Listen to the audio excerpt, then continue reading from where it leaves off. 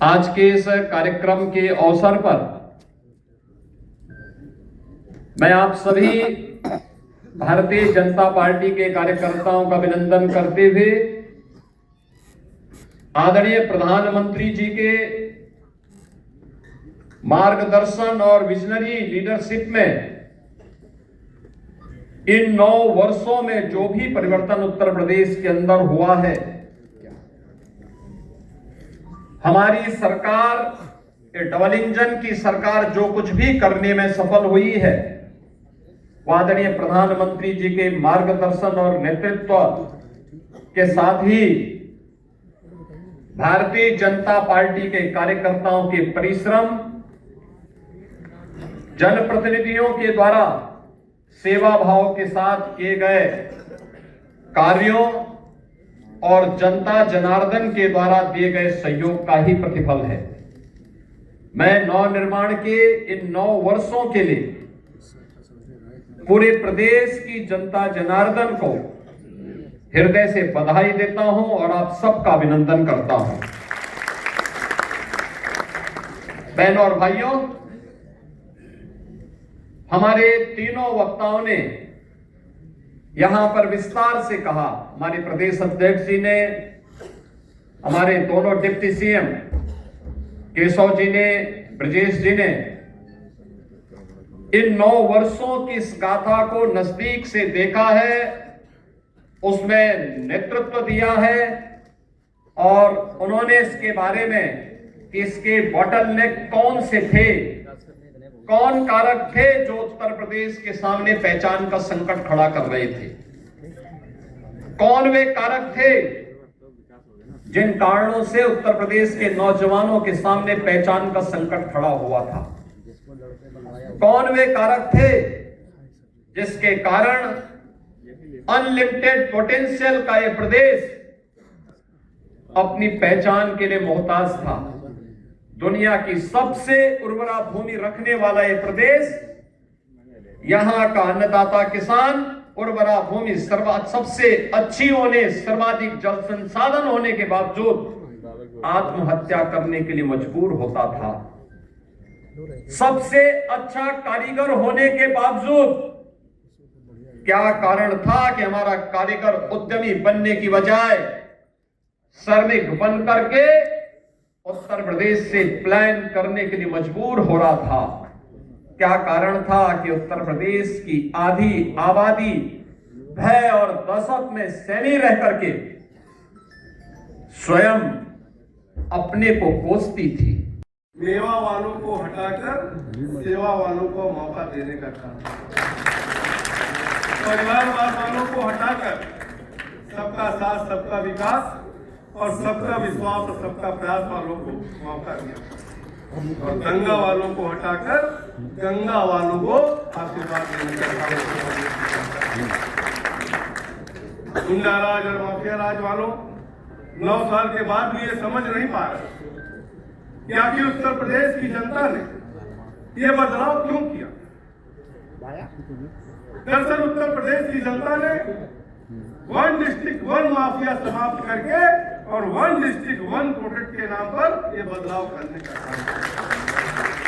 2014 में यशस्वी प्रधानमंत्री देश के प्रधानमंत्री बने और जिस प्रकार से प्रधानमंत्री जी ने देश की सेवा किया, वैश्विक स्तर से लेकर के अंतिम व्यक्ति तक का कहीं ना कहीं उत्थान करने का काम प्रधानमंत्री ने देश में किया।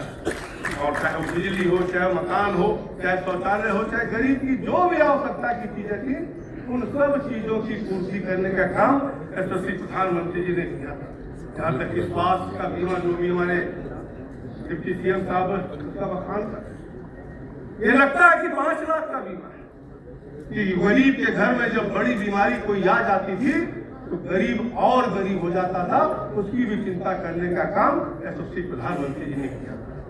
और देश का सबसे बड़ा राज्य उत्तर प्रदेश होने के नाते इन सारी योजनाओं का सर्वाधिक लाभ अगर प्राप्त हुआ था तो उत्तर प्रदेश को उसका सर्वाधिक लाभ प्राप्त हुआ। मैं सबसे पहले 2016 और 17 याद आता है, जब हम लोगों ने उत्तर प्रदेश में समाजवादी पार्टी की जो अराजकता वाली सरकार थी उसके खिलाफ निर्णायक संघर्ष शुरू किया। देश में हमारी सरकार माननीय प्रधानमंत्री श्री नरेंद्र मोदी जी के नेतृत्व में बन गई, लेकिन उत्तर प्रदेश में 2014 में हम सरकार में नहीं। उत्तर प्रदेश एक अराजकता वाला प्रदेश था, दंगा वाला प्रदेश था, गुंडों वाला प्रदेश था, माफियाओं वाला प्रदेश था। थाने से लेकर के तहसील से लेकर के जिले तक को, प्रदेश तक को गुंडे, अपराधी, माफिया चलाने का काम करते थे। और उस समय श्री अखिलेश यादव मुख्यमंत्री 2012 में बने थे और 2017 तक थे, लेकिन 2012 में जब ये मुख्यमंत्री बने और 2017 में जब मुख्यमंत्री पद से ये हटे, पूरे उत्तर प्रदेश को बर्बाद करके छोड़ने का काम किया, खजाना खाली करके छोड़ने का काम किया, कानून व्यवस्था को ध्वस्त करके छोड़ने का काम किया। और आज सत्ता के बाहर इनका लगभग 9 वर्ष बीत गया है, तो अब सत्ता पाने के लिए जैसे गिरगिट रंग बदलता है वैसे रंग बदलने का काम कर रहे हैं। जब ये सत्ता में थे तो इनको पिछड़ों की, दलितों की, गरीबों की, महिलाओं की, युवाओं की किसी को याद नहीं आई। सबके साथ छल किया, सबके साथ भेदभाव किया, सबका शोषण किया, सब पर अत्याचार किया। उत्तर प्रदेश के विकास के लिए जो निवेश लाना चाहिए, निवेशक यहाँ निवेशक समिट में आने के लिए तैयार नहीं थे, इसलिए उस समय निवेशक समिट दिल्ली में करनी पड़ी थी, आपको याद है। आशीर्वाद से और प्रदेश वासियों को बहुत बहुत बधाई धन्यवाद। बहुत साल का पूरा हो गया। अच्छे दिन जो होते हैं उनका हम तुलना करें तभी हमें पता चलता है कि अच्छे बुरे में अंतर क्या है। आज से ठीक 9 साल पहले स्टेट का क्या हाल था हमें अच्छी तरह याद है। दिल्ली से चलो गाजियाबाद की तरफ घुसो, उधर मध्य प्रदेश से चलो तो इटावा की तरफ आओ, उधर मध्य प्रदेश से ललितपुर में घुसो और इधर से कुशीनगर और दादा के क्षेत्र से घुसो, तो जब टूटही सड़कें आवे तो कहीं यूपी आ गया। बिजली का हाल यूं रहा है कि एक हफ्ता दिन में बत्ती आओ, एक हफ्ता रात में आओ। बोलो ना आप लोग गलत नहीं तो टोक रहे।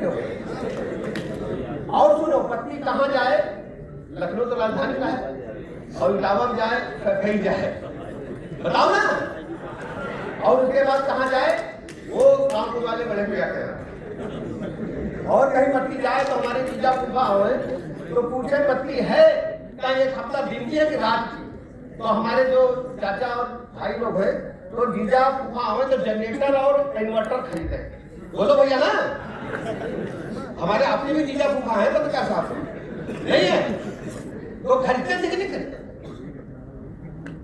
स्कूल का हाल क्या रहा है जनते हैं। लड़का पढ़ने जाए कहा मल्टीप्लिक कराए तो सरकारी न पढ़े। खाने का हाल यूं रहा है, मध्याह्न भोजन का ठेके पर दे दी राशन माफिया। ड्रेस मिले ना, पाठ्य पुस्तकें मिले ना, मास्टर पढ़ावे न जाए। स्कूल का तबेला बना दी। भूसा हमने देखा इटावा मैनपुरी के कई स्कूलों में भूसा भर दिया प्रधान जी है उनके तो भर दी। इंटर कॉलेज का हाल है ठेके पर नकल। हमारे कई इंटर कॉलेजेस थे, आप सब जानते हैं, जनप्रतिनिधि में थे सामने, कई लोगों का तो स्कूल भी है। वहां बैनर लगाया जाए कि हिमाचल का विद्यार्थियों का स्वागत है। स्कूल मलावा में हंदोई में है और वहां बैनर लगे हिमाचल से पंजाब से आए विद्यार्थियों का स्वागत है। जलेबी की दुकानों जलेबी कहाँ ठेके पर 5,000 में, 10,000 में, 50,000 में, जैसी मार्कशीट चाहो ले जाओ।